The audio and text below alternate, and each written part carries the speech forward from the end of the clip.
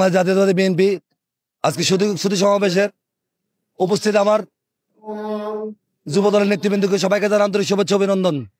বাংলাদেশ জাতীয়তাবাদী যুবদল সংগ্রামে আন্দোলন সংগ্রামে সবসময় ভূমিকা রেখে গেছে।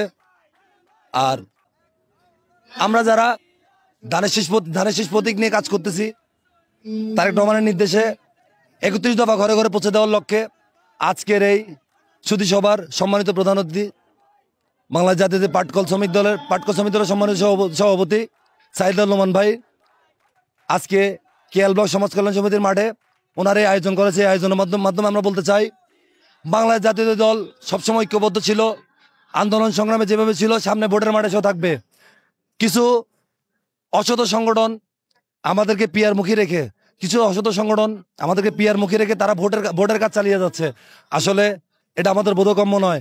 পিয়ার তো বাংলাদেশে সংবিধানে তো নাই পিয়ার। ইনশাআল্লাহ বাংলাদেশ জাতীয় যুবদল ভোটের মাঠে আছে, থাকবে।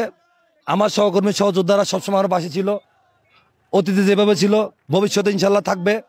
আর সবাইকে নিয়ে আমরা একসাথে কাজ করব, এই অঙ্গীকার ব্যক্ত করে আজকের বক্তব্য আমি এখানে শেষ করলাম। আসসালামু আলাইকুম। বাংলাদেশ জিন্দাবাদ, জাতীয় দল জিন্দাবাদ। শহীদ প্রেসিডেন্ট জিয়া রহমান অমর হোক। খালেদা জিয়ার সুস্থতা কামনা করি। তারেক রহমান বীরের বেশে আসবে ফিরে বাংলাদেশে, এই আশা ব্যক্ত করি। ধন্যবাদ সবাইকে।